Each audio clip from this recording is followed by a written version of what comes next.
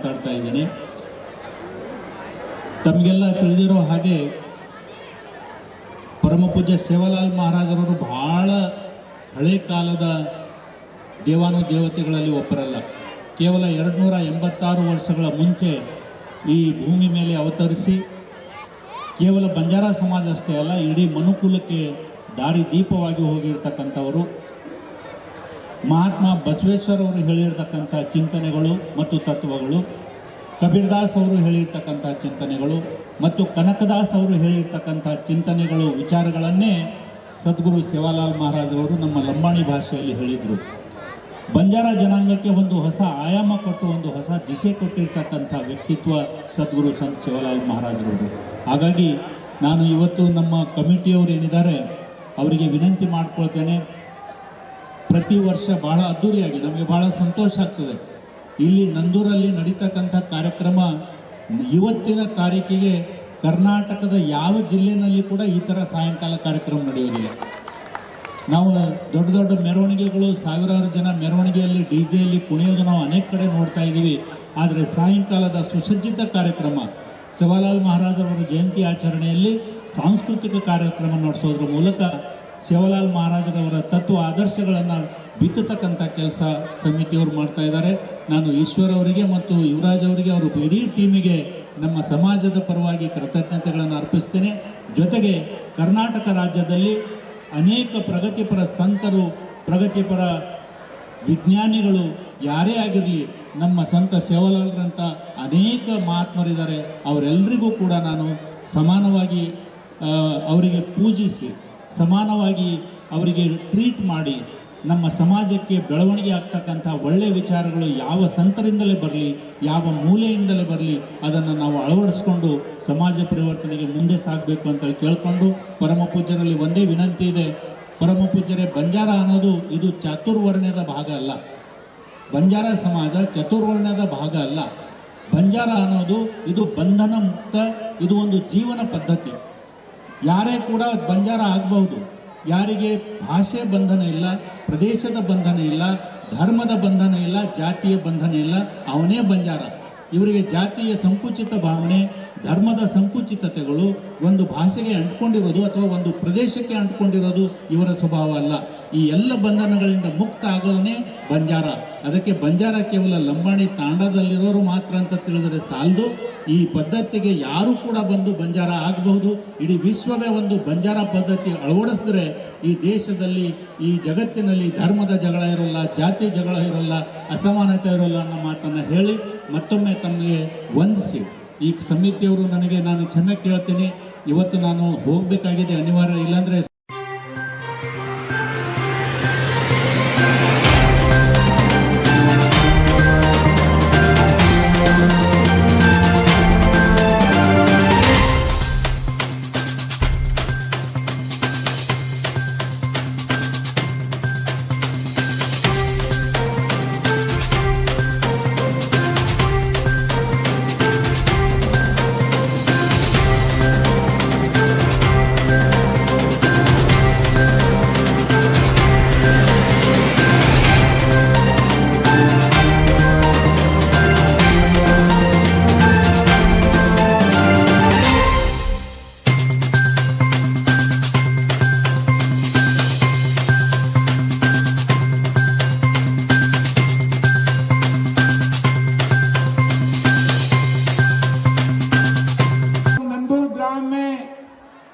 मनाए जा रहे हैं। मंच पर विराजमान हमारे मुगल नागांव के श्रद्धेय परम पूज्य शतस्थल ब्रह्मे सिद्धलिंग महास्वामी जी को मेरा भक्ति प्रणाम करते हुए, वैसे ही हमारे परम पूज्य जैम सिंह जी महाराज को मेरा भक्ति प्रणाम करते हुए, मंच पर विराजमान सभी अतिथिगण, इस कार्यक्रम के आयोजक ईश्वर एंड टीम और पधारे हुए सभी को मेरा इस पवित्र सायं संध्या का जय सेवालाल। मैं गर्व से कहता हूं मैं बंजारा हूं। मैं गर्व से कहता हूं मैं बंजारा हूं। बंजारा एक ऐसा है, एक बंजारा गाए दुनिया को राह दिखाए। एक बंजारा गाए दुनिया को राह दिखाए। राह दिखाते दिखाते विश्व में अपना छाप छोड़ जाए, वही बंजारा कहलाए। बहुत बड़ी खुशी हो रही है आज हमारे ईश्वर और उसकी पूरी कंपनी मिलकर, यहाँ के 5-6 तांडा मिलकर सदगुरु सेवालाल महाराज जी का 286वां जयंती आज इतना धूमधाम से मनाया जा रहा है। मैं सोचता हूं ये जयंती बहुत बड़ी सार्थक हो गई है। कल पूरे विश्व भर में सेवालाल महाराज जी की जयंती मनाई गई। कई जगहों पर डीजों में नाचते हुए गाते हुए लोगों ने अपना भक्ति समर्पण किया। आज यहां नंदुर गांव में भक्ति समर्पण के साथ साथ जो ये रसमंजरी कार्यक्रम है, आप सभी को बहलाने के लिए, आप सभी को खुशी देने के लिए हमारे ईश्वर ने काम किया है। मैं उनका अभिनंदन करता हूं। सेवालाल महाराज जी इसी कर्नाटक राज्य के दावणगेरे जिला हन्नಳ್ಳಿ तालुका सूरगुंडनकोप्पा में 1739 फरवरी 15 को जन्म लेकर पूरे भारत में कम से कम 7 से 8 बार अपने गाय के साथ व्यापार करते करते, देवी का भक्ति करते समाज को सही रास्ते लाने के लिए बहुत उन्होंने प्रयास किया। आज हम देखते हैं इस भारतवर्ष में अनेक संतों ने, अनेक महात्माओं ने पूरे मनुष्य कुल को उद्धार करने के लिए स्वयं को समर्पित कर लिए हैं। उसमें हमारे सेवालाल महाराज जी ऐसे संत थे, उन्होंने एक समाज के लिए कुछ नहीं मांगा। उन्होंने जितने ब्रह्मांड में जीव जंतु हैं, सभी धर्म जाति को, सभी लोगों को, जो हम बोलते हैं हमारे प्रार्थना में, छोटे से छोटे जीव को भी सबके लिए प्रार्थना करने वाले सेवालाल महाराज जी का हम आज जयंती मना रहे हैं। महाराज जी ने कहा सत्य बात करना चाहिए, सत्य के राह पर चलना चाहिए और सत्य का हम प्रचार करना चाहिए। ये कलयुग है, कलयुग में इंसान अपना स्वार्थ के लिए सब कुछ खो बैठा है, मगर आज संतों की कृपा है, महात्माओं की कृपा है। जहां जहां ऐसे महात्माओं ने, संतों ने अपने अपने क्षेत्र व्याप्ति में आज इतना धार्मिक, सामाजिक, शैक्षणिक कार्यों के द्वारा इस समाज को आज जागृत करने के काम कर रहे हैं। आज इतना आनंद होता है। सेवालाल महाराज जी ने जब भविष्यवाणी बतलाई थी, 1 रुपये में 1 कटोरा पानी बिकेगा, 1 रुपये में 13 चना बिकेंगे, गाय सोने की कीमत में बिकेगी, घरों घरों में झगड़ा चलेगा और प्रपंच के चारी कोने में आतंकवाद मचेगा। जब इस धरती पर इतना हल्ला मचेगा तब इस धरती को कौन बचाएगा।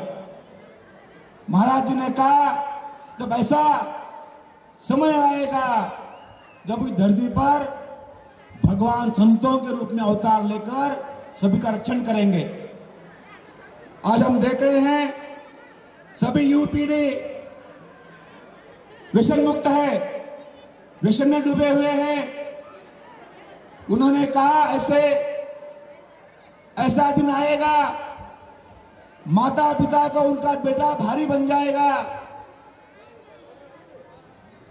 जिन्होंने माँ बाप की सेवा ना करना जानता हो, उन लोगों के लिए उन्होंने संदेश दिया, आप लोग जिन्होंने माँ बाप का सेवा नहीं करते हो, उनको 7 पीढ़ी अर्थात आपका 7 पुनर्जन्म आप नरक में जाओगे। मैं यही संदेश आपको देना चाहता हूं। बंजारा समाज इतना ही नहीं, सभी वर्ग के लोग, सभी समाज के लोग अपने बच्चों को शिक्षण दे, शिक्षित करे, अच्छे संस्कार दे। गाय हमारी माता है, गो पालन करे। बच्चों को दारू, गुटखा, तंबाकू, शराब और मटका से बचाए, व्यसन से मुक्त करवाए। एक बार शरीर में अगर कोई रोग आ गया, आपको छोड़ेगा नहीं, आपको मृत्यु तक ले जाएगा। इसलिए मृत्यु को हमें जल्दी नहीं जाना है, तो इसे व्यसन मुक्त हमें बनना है।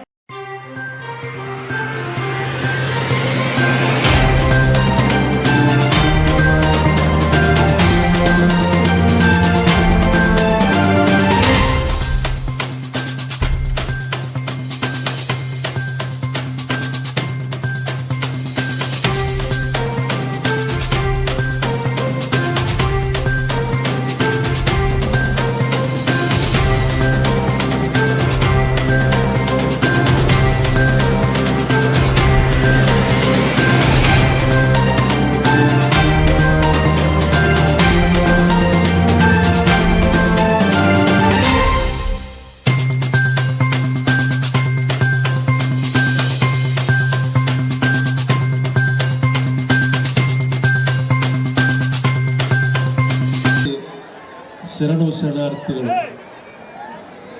ತಾವೆಲ್ಲ ಇನ್ನೊಂದು 10 ನಿಮಿಷ ಕೂಡ್ರಿ. ಇನ್ನೂ 10 ನಿಮಿಷ ತನ ಅವ್ರು ಬರೋದಿಲ್ಲ. ಈಗ ಹೆಂಗಾಗ್ಬಿಟ್ಟದಪ್ಪ ಅಂತಂದ್ರ, ನಮ್ಮ ಚಿತ್ತ ಮೈಕಿನತ್ತ,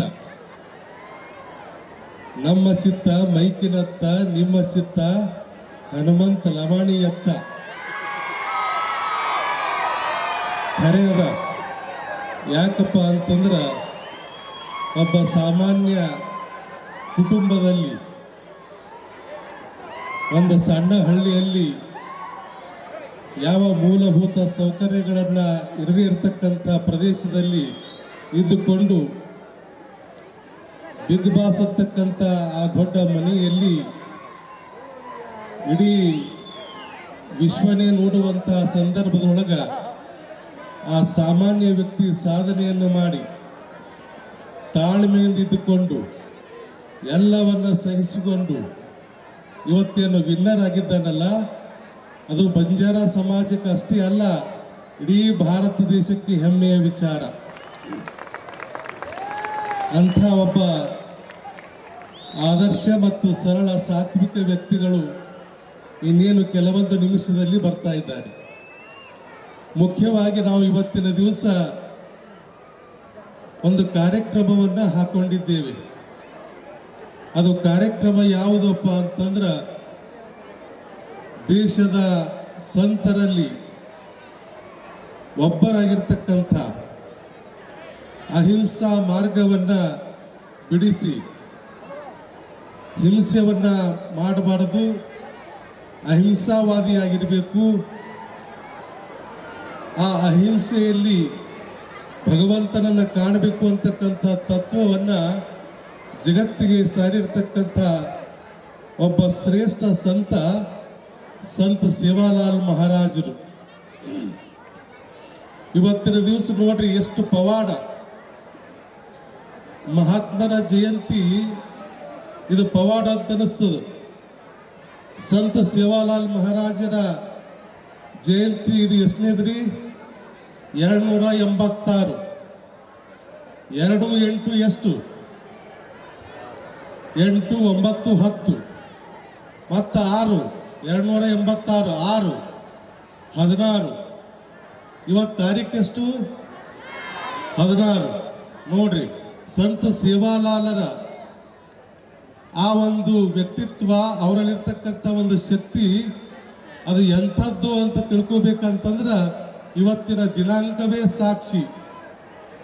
286ನೇ ಜಯಂತಿ ಅವೆಲ್ಲ ಕ್ಯಾಲ್ಕುಲೇಷನ್ ಮಾಡಿದ್ರ, ಅವೆಲ್ಲ ಲೆಕ್ಕ ಹಾಕಿದ್ರ ಏಟಾಗ್ತದಪ್ಪ ಅಂದ್ರೆ 16 ಆಗ್ತದೆ. ಇವತ್ತು ಇದ್ದಿದ್ದ ತಾರೀಕು ಕೂಡ 16ನೇ ತಾರೀಕು. ಇದಕ್ಕೆ ಮಹಾತ್ಮರ ಪವಾಡ ಅಂತ ಅನ್ನೋದು. ಪವಾಡ ಅವರು ಇದ್ರೂ ಪವಾಡ ಮಾಡ್ತಾರೆ, ಹೋದ್ರೂ ಪವಾಡ ಮಾಡ್ತಾರೆ, ನಿಂತರೂ ಪವಾಡ ಮಾಡ್ತಾರೆ, ಕುಂತರೂ ಪವಾಡ ಮಾಡ್ತಾರೆ. ಅಂತ ಒಂದು ಸಂತ ಸೇವಾಲಾಲ ಅವರ ಒಂದು ಶಕ್ತಿ ಎಂಥದಿತ್ತಪ್ಪ ಅಂತಂದ್ರ ಸರ್ಕಾರವನ್ನೇ ನಡೆಸಿದ್ರು. ಈಗೆಲ್ಲ ಸರ್ಕಾರಗಳದಾವ, ಅವಾಗ ರಾಜ್ಯರು ಇದ್ರು. ಇವತ್ತು ನೀವು ಹೈದರಾಬಾದ್ಗೆ ಹೋಗ್ರಿ, ಅಲ್ಲೊಂದು ಬಂಜಾರಾ ಹಿಲ್ಸ್ ಅಂತ ಸಿಗುತ್ತದೆ ನಿಮಗೆ. ಬಂಜಾರಾ ಹಿಲ್ಸ್ ಆ ಏರಿಯಾ ಬಹಳ ಕಿಮ್ಮತ್ತಿನ ಏರಿಯಾ. ಇಡೀ ಹೈದರಾಬಾದ್ನಲ್ಲಿ ಬಹಳ ಕಿಮ್ಮತ್ತಿನ ಏರಿಯಾ. ಆ ಹಿಲ್ಸ್ನಲ್ಲಿ ಕೆಲವು ದಿವಸಗಳವರೆಗೆ ಸಂತ ಸೇವಾಲಾಲರು ವಾಸವಾಗಿರ್ತಾರೆ. ಅವಾಗ ನಿಜಾಮರು ಇರ್ತಾರಲ್ಲಿ. ಆ ನಿಜಾಮರು ಈತನನ್ನು ನೋಡಿ, ಈ ಸಂತ ಸೇವಾಲಾಲನನ್ನು ನೋಡಿ ಇವರ ಪ್ರಭಾವಕ್ಕೆ ಒಳಗಾಗಿ ನನಗೆ ಇವರಿಗೆ ಏನೂ ಮಾಡ್ಲಿಕ್ಕಾಗುವುದಿಲ್ಲ ಅಂತ ಅನೇಕ ವಿಚಾರಗಳನ್ನು ಮಾಡಿ ಅಂಥ ನಿಜಾಮರು ಕೂಡ ಏನ್ ಮಾಡ್ತಾರಪ್ಪ ಅಂತಂದ್ರ ಸಂತ ಸೇವಾಲಾಲರಿಗೆ ನೀವಿರ್ತಕ್ಕಂಥ ಈ ಗುಡ್ಡ ನಿಮ್ಮ ಹೆಸರೇ ಬಂಜಾರಾ ಹಿಲ್ಸ್ ಅಂತ ಘೋಷಣೆ ಮಾಡ್ತೀನಿ ಅಂತಕ್ಕಂಥ ಒಂದು ದಾನ ಸ್ವರೂಪದಲ್ಲಿ ಆಗ ಕೊಟ್ಟಿರ್ತಕ್ಕಂಥದ್ದು ಇವತ್ತು ಬಂಜಾರಾ ಹಿಲ್ಸ್. ಇದನ್ನ ಮಾತು ಯಾಕೆ ಹೇಳ್ತಾ ಇದ್ದೀರಪ್ಪ ಅಂತಂದ್ರ ಅಷ್ಟೇ ಅಲ್ಲ, ಇವತ್ತು ನೀವು ನಮ್ಮ ರಾಜಧಾನಿಯಾಗಿರ್ತಕ್ಕಂಥ ದೆಹಲಿಗೆ ಹೋರಿ, ಅಲ್ಲಿ ಕೂಡ ಒಂದು ಬಂಜಾರಾ ರೋಡ್ ಅಂತ ಬರ್ತದೆ.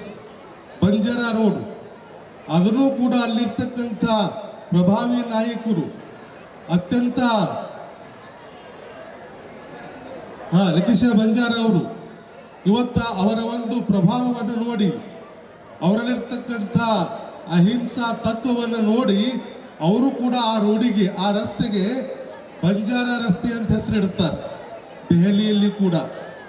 ನಾ ಯಾಕೆ ಈ ಮಾತು ಹೇಳ್ತಾ ಇದ್ದೀನಪ್ಪ ಅಂತ ಕೇಳಿಕೊಂಡಾಗ, ನಮ್ಮ ಬಳ್ಳಾರಿ ಜಿಲ್ಲೆ, ದಾವಣಗೆರೆ ಜಿಲ್ಲೆಯಲ್ಲಿ ಧರ್ಮಣಿ ಮಾತಾ ಭೀಮಾನಾಯಕರ ಪುಣ್ಯ ಉದರದಲ್ಲಿ ಜನಿಸಿರ್ತಕ್ಕಂಥ ಒಬ್ಬ ಶಿಶು, ಒಂದು ಮಗು, ಅದು ಹೆಮ್ಮರವಾಗಿ ಬೆಳೆದು ಮಹಾಸಂತನಾಗಿ ಹಳ್ಳಿಯಿಂದ ದಿಲ್ಲಿ ತನ್ನ ಪ್ರಭಾವವನ್ನ ಬೀರಿದೆ ಅನ್ನಕ್ಕೆ ಇವತ್ತಿನ ಈ ಹೇಳ್ತಕ್ಕಂಥ ಮಾತುಗಳೇ ಸಾಕ್ಷಿ.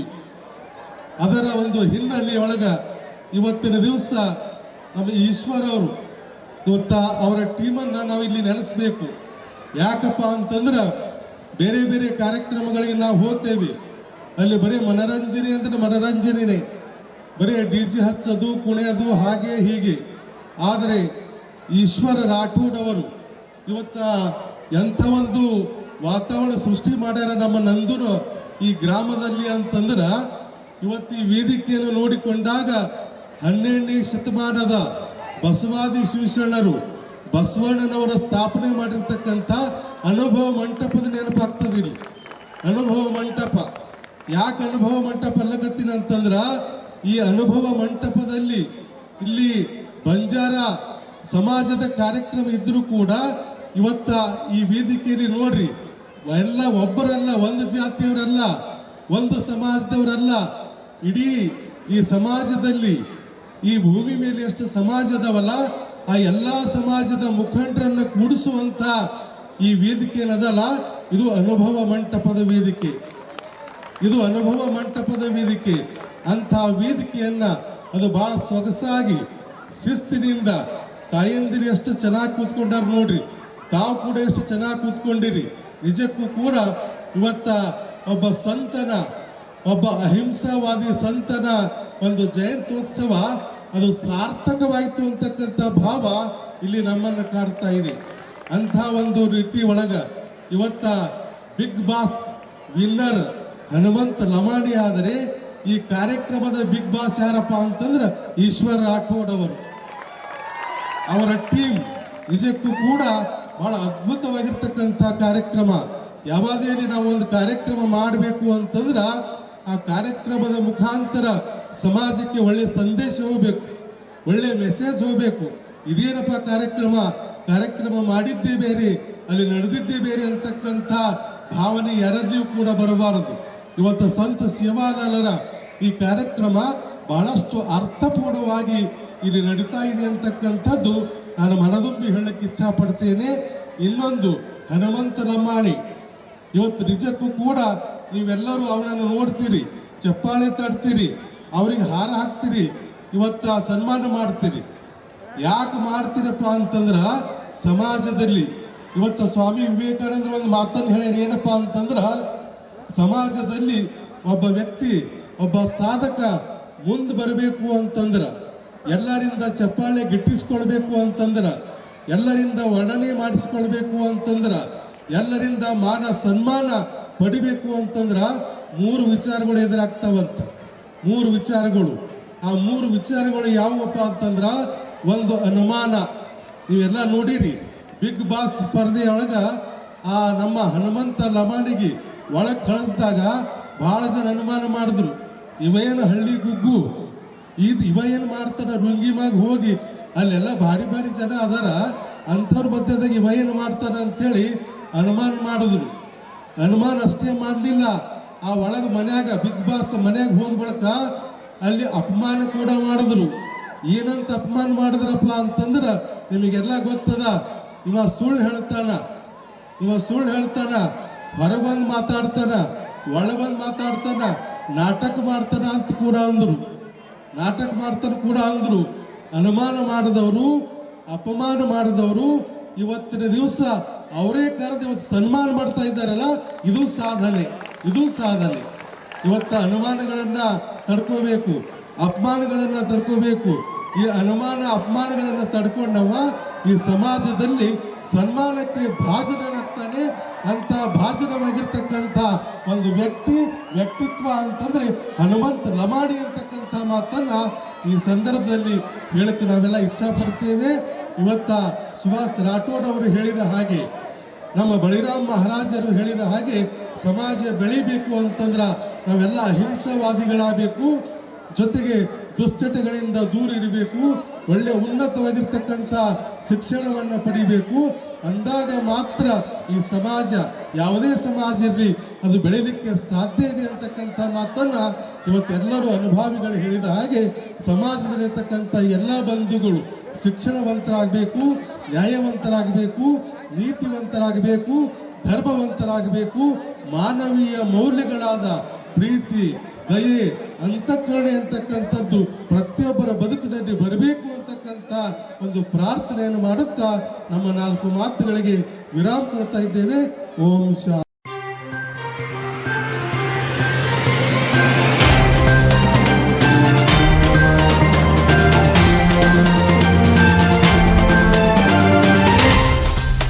ಧನ್ಯವಾದಗಳು.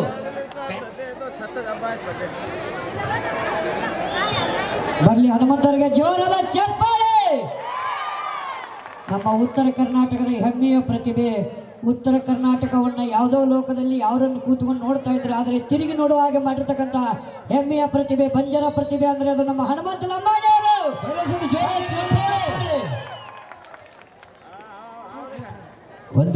ಒಂದು ಗೀತೆ ಅವರಿಗೋಸ್ಕರ, ಒಂದು ಲಂಬಾಣಿ ಗೀತೆಯನ್ನ ಹಾಡಬೇಕು. ಅಣ್ಣ ನಿನಗೋಸ್ಕರ ಅಲ್ಲಿ ಅಜ್ಜಿ ಕೂತಾರ ಗೊತ್ತ, ಚಸ್ಮಾ ಹಾಕೊಂಡು. ಎಲ್ಲ ತಾಯಂದ್ರಿಗೋಸ್ಕರ ಬಾಯಿ. ಸರಿ, ಒಂದು ಗೀತೆ ಒಂದು ಖುಷಿ ಪಡಬೇಕು, ನಿನ್ಗೋಸ್ಕರ ಒಂದು ಗೀತೆಯನ್ನು ಕೇಳಬೇಕಂತ ಆಸೆ ಪಡ್ತಿದ್ದಾರೆ. ಒಂದು ಗೀತೆ ಮುಖಾಂತರ ಅವ್ರನ್ನ ಮೊದಲಿಗೆ ಸೇವಾಲ ಒಂದು ಹಾಡ್ತೀನಿ. ಸೇವಾಲೇರಿ ಗುಡಿ ಗುಡಿ ಬಾಯಿ ಭಾಯನ ಕಲರಿ ದೋಳ ಪಾಗಡಿ, ಗುಡಿ ಬಾಯಿ ಭಾಯನ ಕಲರಿ ದೋಳ ಪಾಗಡಿ, ಸೇವಾಲಾಲನ ಗಟ್ಟಲ ಚಡನು ಯಾಡಿ, ಡಾವೆ ವಡಿ ಗಟಲ ಪರ ಭಾಯನ ಗುಡಿ, ಜಮಡೆ ವಡಿ ಗಟಲ परमर्यायडी जमणेवडी गटला परमर्यायडी गुडी माई खलर बापू धोळ पागडी गुडी माई खलर बापू धोळ पागडी देखोरे सेवाला लेरी गुडी देखोरे सेवाला लेरी गुडी गुडी माई भायन कलरी धोळ पागडी गुडी माई भायन कलरी धोळ पागडी